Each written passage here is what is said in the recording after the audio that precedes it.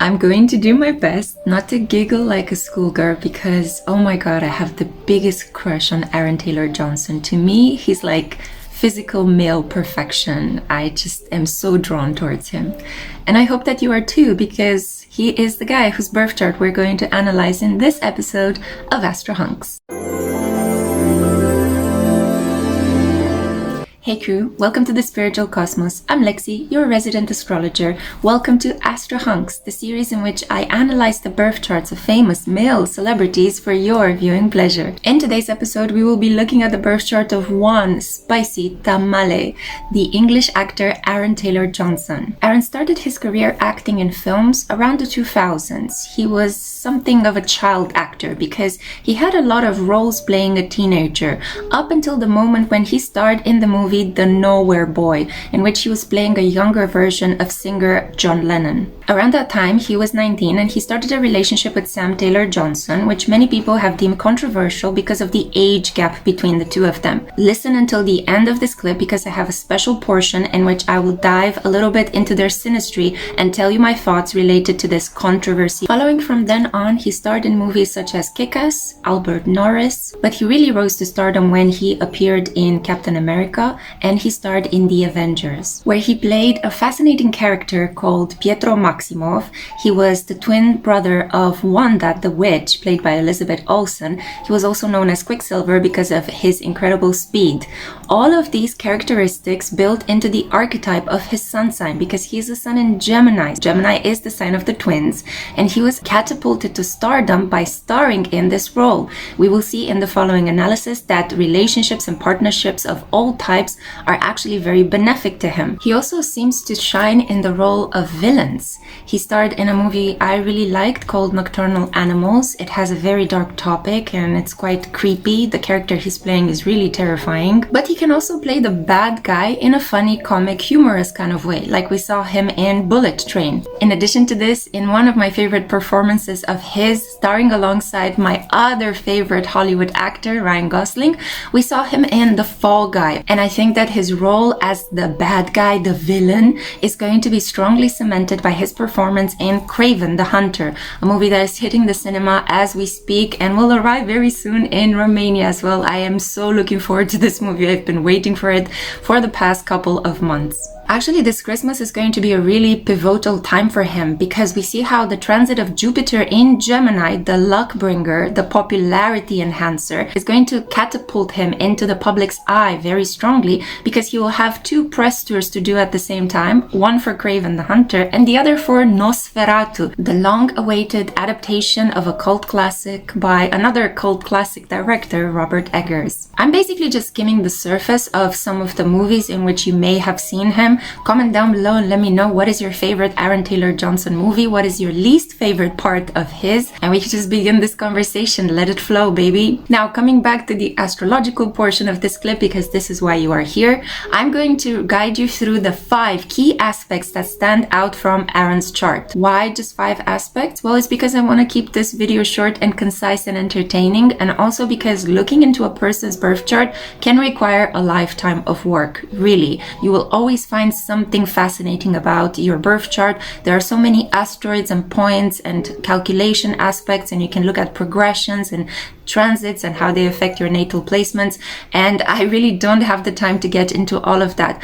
So I'm just going to synthesize my knowledge of what I see in Aaron's chart in just 5 key points. Obviously, before I jump into this analysis, I want you to have a closer look at his chart. Don't worry if you miss a couple of things because I will take each of these portions in his chart and break them down for you. So here is Taylor Johson's birth chart.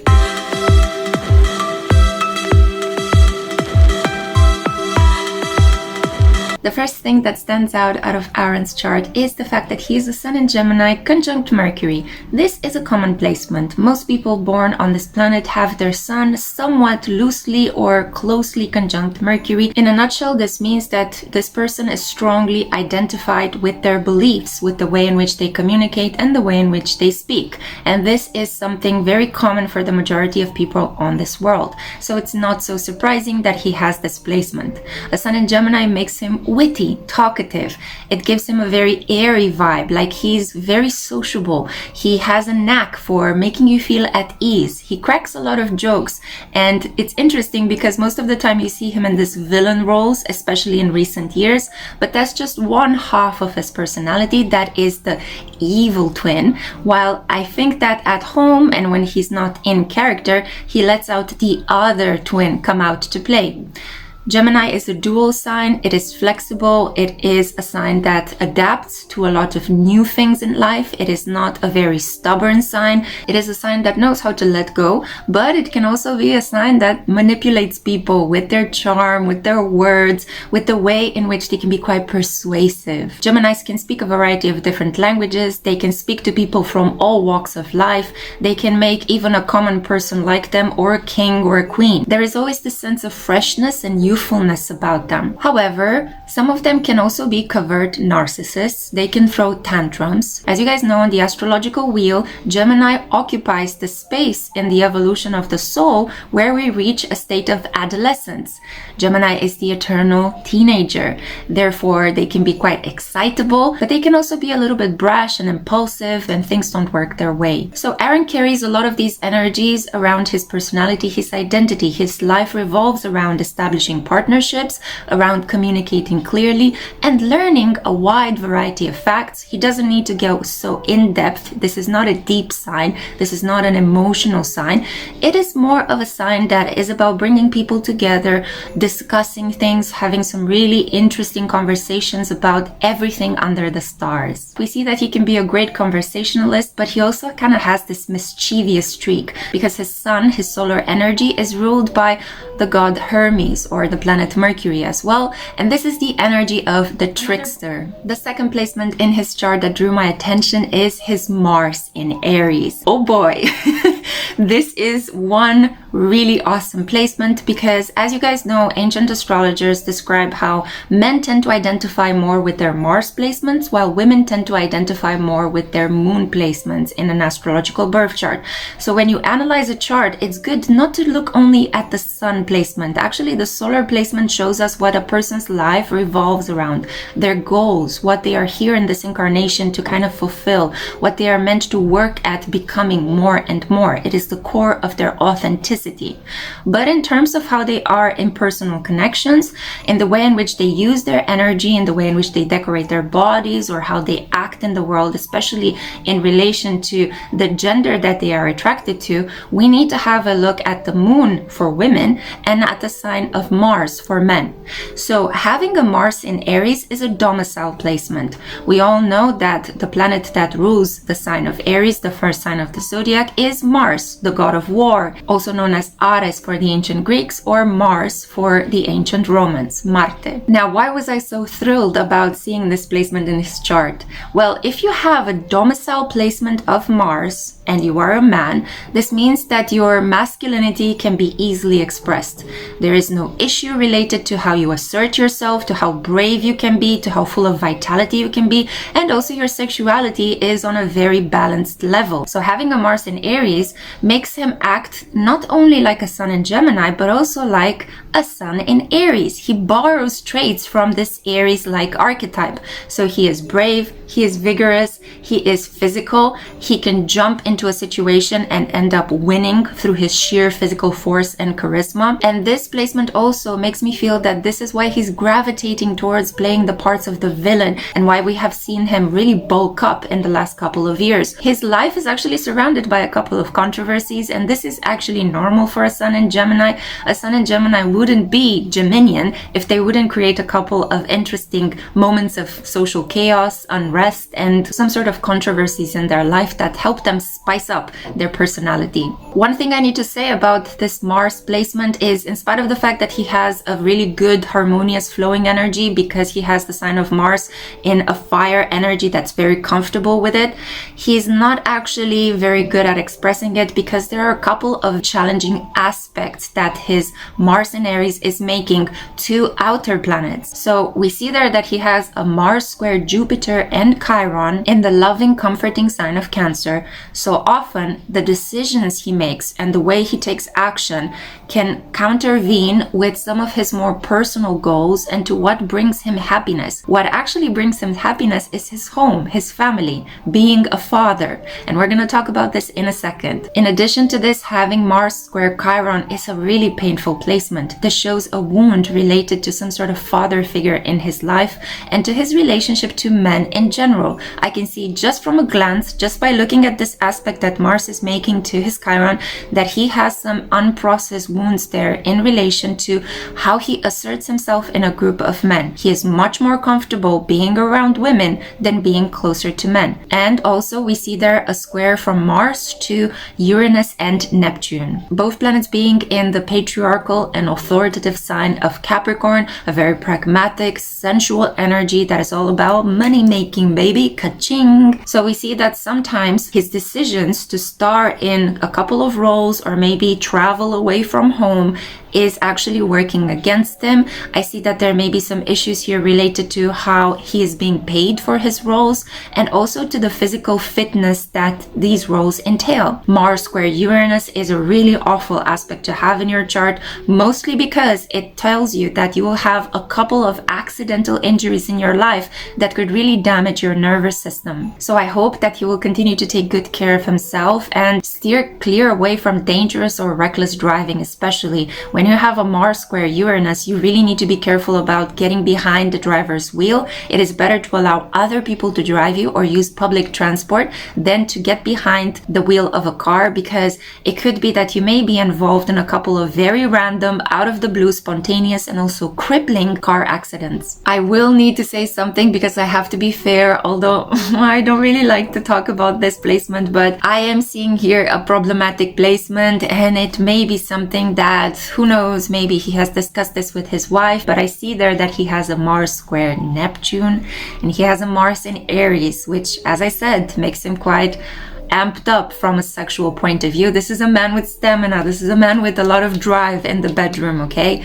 And because his Mars is square Neptune, well, traditionally this is considered to be the sign of the cheater. Any placement that you see that a man has in his chart with Neptune, if it is not being sublimated in some form, such as, for example, in art, then it most likely is being used to get other people to romantically get involved with them. Now, there is a small caveat here because he is an actor. So he is taking this energy, this tension that he has between his powerful sexuality and his creative drives, he's placing it into acting. So it may just be that he's sublimating this energy, and instead of recklessly spending it by chasing around women and all sorts of random hookups, he is actually putting all this creative energy into his art. I really hope this is the case, because we see here the chart of a man that has a lot of planets in domicile placements or exalted placements. His chart tells a very powerful, harmonious tale, and I'm going to let you know how this all is tied up very beautifully by the next aspect in his chart. I really need to talk to you about the third important aspect in his chart, and I think this is the aspect that really ties his chart. This lets me know that he is a very good person, and he is also a person that has been incredibly blessed by the divine. He has Jupiter in Cancer conjunct Chiron. So this lets me know that his Jupiter is actually able to express itself more than beautifully. It is not only domiciled in the sign of Sagittarius, as it would normally have to be, but it is exalted in the compassionate, caring, loving, and artistic sign of Cancer. As I mentioned previously, his greatest joy in life comes from being a father, having a home. His Jupiter is also making a lot of aspects. It's doing a lot of heavy lifting in his chart. Not only is it making some beautiful sextiles to his Venus and Taurus, but he's also being amped up powerfully by his Pluto in Scorpio. But we also see Jupiter in opposition to Neptune, and we see Jupiter square Mars. So there are two problems here. Again, I see him having certain issues with men. He may not get along with men. There may be this competitiveness between him and other men.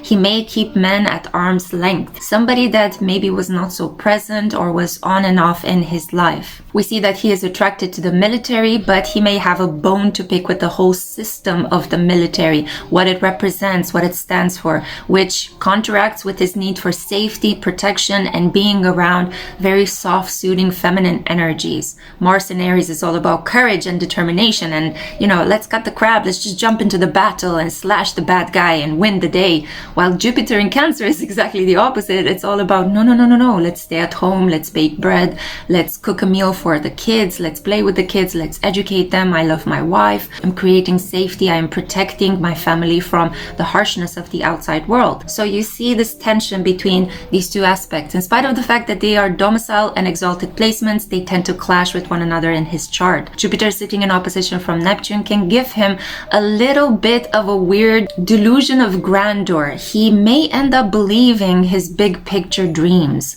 and unless somebody around him brings him with his feet back on the ground, he may end up believing the mythological stories behind the characters he is playing. He may end up suffering from a couple of maybe mental health issues or delusions, as I mentioned before. However, seeing as Neptune is in the very pragmatic sign of Capricorn, there could be certain delusions here related to his sense of self-worth. He may actually overinflate his sense of self-worth and ask for more money than he is actually worth in certain cases. When this energy is used really well, when he's able to integrate what is lying in the opposite of his shadow, then he is able to be quite humble and spiritual. So if he manages to work with his shadow, he actually can resolve these really strong points of tension that he has, especially in relation to men and his own masculinity. And he can end up becoming a really good friend, a really good team player and collaborator. And speaking of that, this leads me naturally to the fourth point. Let's talk about his karmic placement,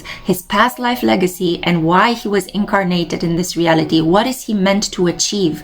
We see there a very beautiful South Node in Leo. This man was born to shine. He was born to be a superstar. He's naturally attractive, charismatic, warm, and very hot. A lot of people want to sleep with him. A lot of people give him compliments. A lot of people want to kind of like praise him or help him or work with him. However, that could also be his downfall in this lifetime. If he ends up believing all of these compliments, if he ends up pandering to a lot of sycophants, instead of actually keeping a cool head and being firmly planted in what it is that he needs to do as part of the group that he is included in, then he runs the risk of achieving a lot of misfortune in this lifetime.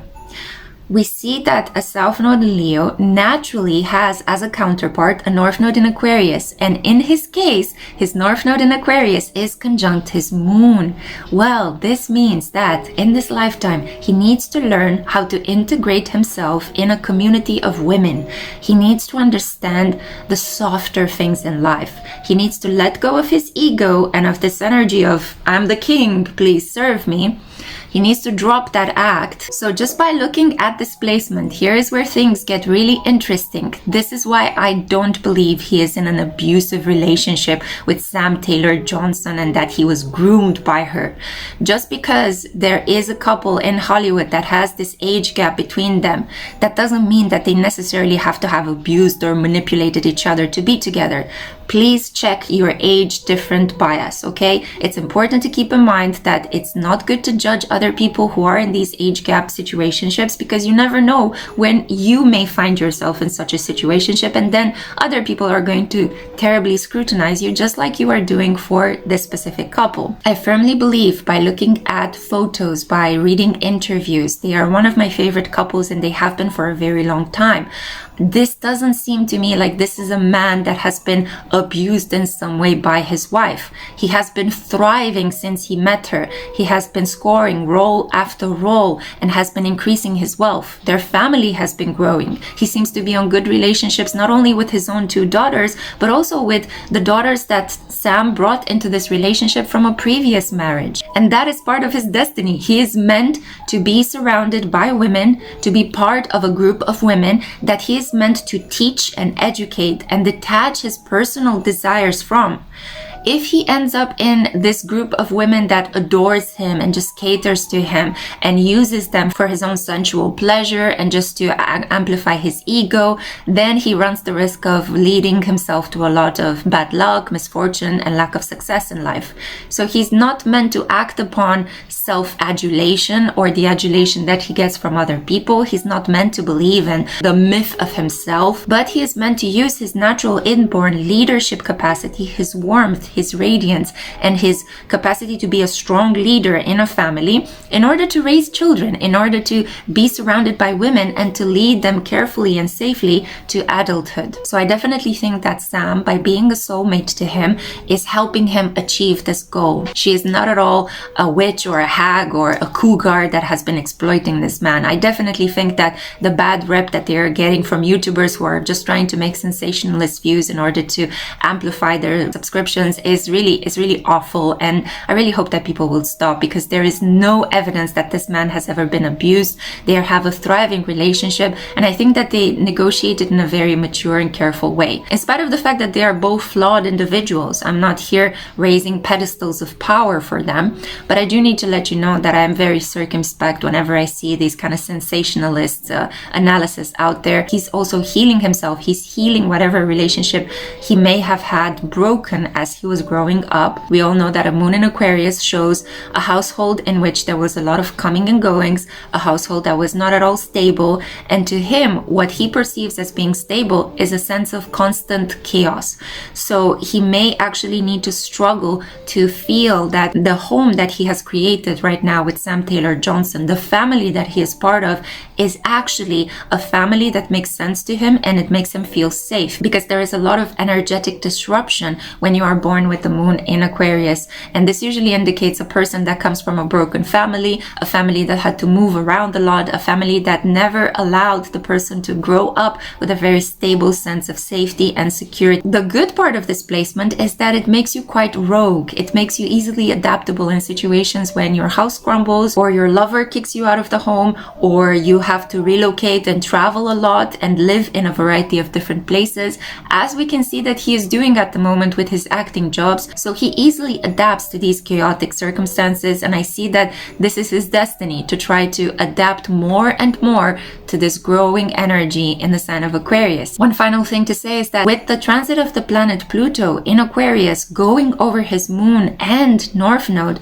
this means that we will see a very powerful emotional transformation in him that will actually be projected onto the public, and it will be fascinating to see the choice of roles he will be making in the next 2 decades. Now, sadly, we only have time for one more aspect to talk about. I could talk about his Pluto in Scorpio conjunct Lilith. Oof, this is such a hot placement. Again, he has another domicile planet. We have Pluto in the sign of his rulership, Scorpio, and loosely conjunct Lilith, giving him an extra layer of psychological depth. He is both drawn towards, but also kind of repelled or led to ruin by powerful, sexy women that are in control. And keeping this in mind, this is forming a powerful opposition to his Venus in Taurus. Again, Venus in Taurus, another domicile placement. This man is just hitting all the right spots in more ways than one. Okay, my dirty mind just needs to calm down. But Venus in Taurus makes him a person that loves classical, traditional beauty. This is an individual that really enjoys old-fashioned art, that has a very loyal attitude towards the people that he meets in his life. He tends to build relationships very slowly with a lot of discernment, and his relationship mostly come from the people that he meets that can help him gain more stability and financial security, such as his workplace relationships. The people that he works with tend to become his closest friends and confidants, and we saw how this happened, that he met his soulmate while he was working. He tends to not break relationships so easily. It is hard and difficult for him to drop a person or to cut a person out of his life. A Venus in Taurus loves stability, loves material wealth, loves for things to be just as they have been for a very long period of time. So he likes to maintain the status quo. He is a loyal, thoughtful, and financially prone guy. But a Venus in Taurus can also tell me that he can be quite stubborn. When shit hits the fan, he's going to put his hoof in the sand and will not budge. So this is not a man that you can easily walk away from. This is not a man that will easily give you a divorce. This is also not a man that will leave you if there is cheating involved in the marriage. This is a person that decides to work on the situation and overcome whatever moral hiccups could exist in the situation. This is also a man that tends to attract a lot of beautiful people. He works with a lot of beautiful people. No wonder he's in the acting profession. No wonder he has a lot of friends in Hollywood. This is also a manifestation of the energy of a Venus in Taurus. A Venus in Taurus sitting in opposition from Pluto does tell me that there could be some power struggles between him and other women in his life. I do think that if he were to actually commit adultery, some people that are involved in the situation could use this information to blackmail him. So he needs to be very careful wherever he missteps, because this could be something that will lead to the ruin of all the things he has built, especially from a material and financial point of view. A Venus in Taurus also tells me something really significant. Usually people that are born with Venus in earth signs tend to fall in love or marry people that are older and richer than they are. Venus in earth signs love stability. They love reliability. They love to know that a person has experience, and they tend to fall in love with people that are really good at whatever skills they are earning a living with. So again, another indicator that I do not think that he fell for Sam Taylor Johson because she manipulated him. Sam Taylor Johson was actually born with a sun in Pisces, and we see very clearly that with a sun in Pisces, this is an individual that was born to create, was born to become in some way involved with the world of film, photography, and it's wonderful that she actually chose to go down the pathway of directing. But we also see how he found this to be very attractive. A woman that is financially stable, that is in control, that knows what she is doing. Well, I think that this really turned on his Venus in Taurus. They also have a very beautiful link there because she has a Venus in Aries and he has a Mars in Aries. So again, this shows me that he pursued her. This is not a situation in which he was the victim. No. There's very clearly when we see that a person's Mars touches in a firm conjunction another person's Venus, this is an indicator that the Mars person did the chasing, the pursuing, and the sexual charming in a situation. So, okay, another thing that makes me feel like all the criticism about the relationship is just picked up and thrown in the garbage. Thank you very much. I mean, I could talk a little bit more. His stellium of planets in Capricorn, we see there a Saturn in Capricorn, we see Uranus and Neptune in Capricorn. Saturn in Capricorn is again another domicile placement. Like, this man just ticks all the boxes. Pluto is in domicile, Saturn is in domicile placement, Mars is in domicile, Venus is in domicile, and his sun sign as well is in a really lucky sign, not to mention his South Node in Leo, which is also about being brilliant, being naturally charismatic and adorable. The biggest issue in his chart is that Moon conjunct North Node in Aquarius, which leads him to a lot of emotional instability, a lot of problems with settling down and finding inner peace. But I don't worry about him, seeing as he's an air sign with a lot of balanced and domicile placement. His chart is very harmonious. It is actually a lesson in how to do astrology properly. And I do hope that he will continue to shine brightly and be a wonderful team player and continue to be this kind of like fatherly role model. And I really don't mind if he continues down this path of playing villains in his movies, because oh boy, selfishly speaking, as long as he takes his shirt off for at least 2 minutes in any of the movies that he stars in, I consider myself incredibly happy. Now, to be fair, I also want to see him tackle some more niche and kind of weird roles in which he really brings out his skills and his acting talent. Because yeah, this man is not just a pretty face with a sun in Gemini, he knows how to act. That's it. It's a wrap up. Thank you so much for listening. I hope you have enjoyed this video. If you have, please give it a thumbs up. It really helps the growth of my channel.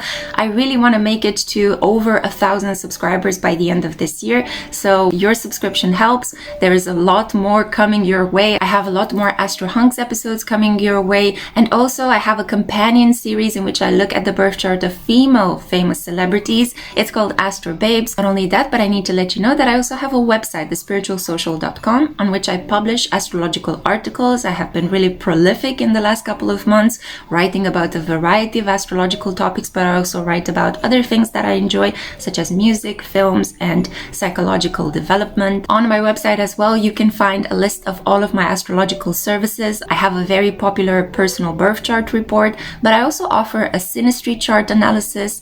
I also offer a unique on the market love asteroids report, in which I look at how 9 love asteroids influence your love style. You may want to consider those. Feel free to get in touch with me. I am a certified astrologer, and I would love to be able to help you in the process of getting to know who you really are. Once again, thank you for being here, and until next time, let the cosmos lead the way. Mwah.